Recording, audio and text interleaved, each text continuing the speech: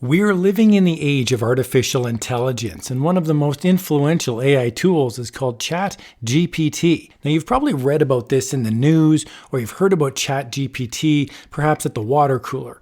So in this video, I'm going to cover Chat GPT specifically in the world of print on demand. I'll show you how Chat GPT works, and I have some tips, tricks, and techniques that you can use to make awesome print on demand designs. Let's jump in.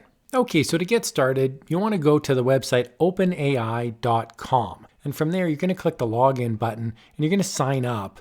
And then you're going to log into Chat GPT. So when you've logged in, it's going to look like this. You're going to see your avatar over in the top right. You'll see an option here to do a new chat.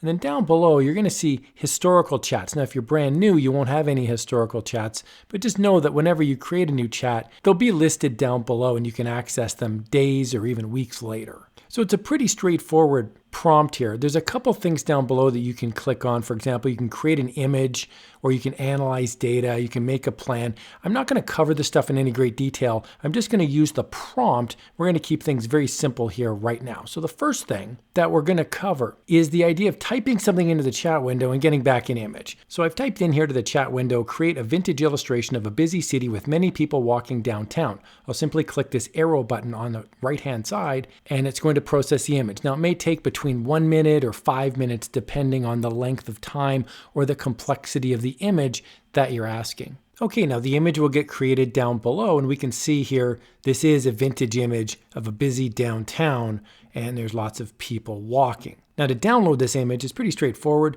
You can like the image or dislike the image. That trains the algorithm, but to download it, there's a download button right here and that will download it as a PNG image. So one of the really cool things that Chat GPT allows you to do is you can actually talk back to Chat GPT and you can ask it to modify this image. You can ask down below, you can keep the conversation going, or you can click on the image. And if you click on the image, you'll see it says here, describe what you would want to add, remove, or replace. So it knows now that you specifically want to edit this picture. So I'm going to type in remove the skyscraper in the background and I'll click go.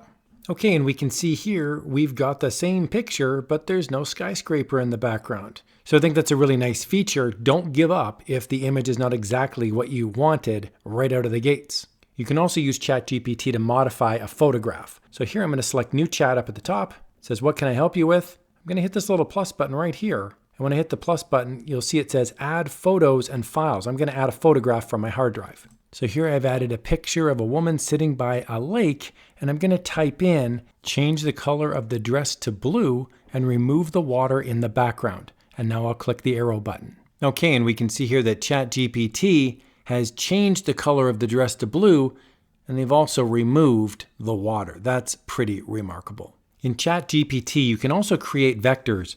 Sort of. So I'm going to show you what I mean by this. I'm going to type into the chat window, create a clean black and white vector of an alligator, and now I'll click go.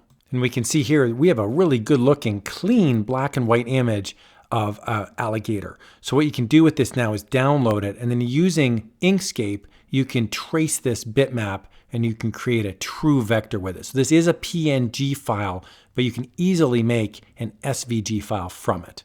I did want to point out that in the free version of Chat GPT that I'm using, there's a daily limit on the amount of images that you can create. So here I've typed in a request, and when I hit go, you can see here it says you've hit the free plan limit for image generation requests. Typically it resets every day, and you can see here down below it says upgrade or try again tomorrow after the time that I'm recording this. So typically you can create 4 or 5 images per day. Now that's fine. You can just sign out and then you could just log in under another account and you could go again for another 3, 4, 5 images. Using Chat GPT, you can make some really nice posters featuring text as well. So here's an example. Create a vintage propaganda poster featuring a World War II era Allied soldier in the forest. The words "Buy War Bonds" is displayed. The primary colors are red, white, and blue. And I will click the arrow button. So here's my image now. We've got a soldier in the forest and it says buy war bonds. I absolutely love this design. So you can create vintage propaganda posters, all sorts of posters, and you can be really creative about the color scheme and make sure to add in some text once in a while. Let your imagination run wild.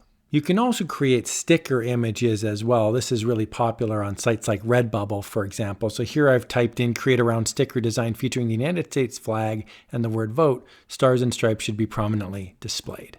Okay, and here's my sticker design. Looks amazing. There's one problem with it, and that is that there is a background. Now you can actually remove backgrounds in Chat GPT. So I've just asked Chat GPT, remove the background. And down below, took a few minutes, but there is now a clean PNG file. When I download it as a PNG, the background will in fact be removed. You can see here, this is my original image with the background, and this is the image afterwards without the background. You can also use ChatGPT for product tags.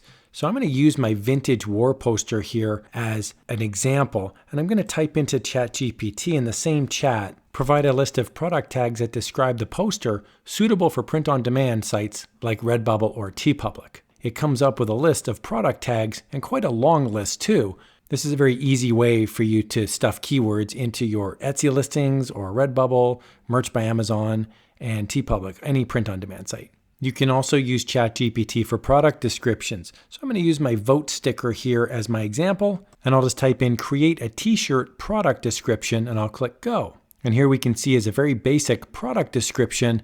You can also tweak it. So if you're not happy with it, you can say rewrite this in a more funny style. So you can have some fun playing with the tone and the audience. You can really let your creativity run wild. You can also use ChatGPT to actually do niche research. So here's an idea. Hey, ChatGPT, what are some t-shirt niches that involve towns and tourist sites?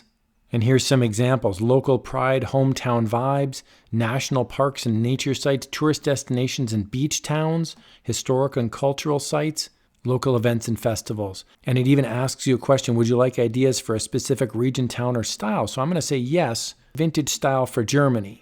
ChatGPT has rewritten this specifically for German cities. I think this is really cool. So you can actually have a conversation with ChatGPT and have some fun exploring different niches in the print-on-demand space.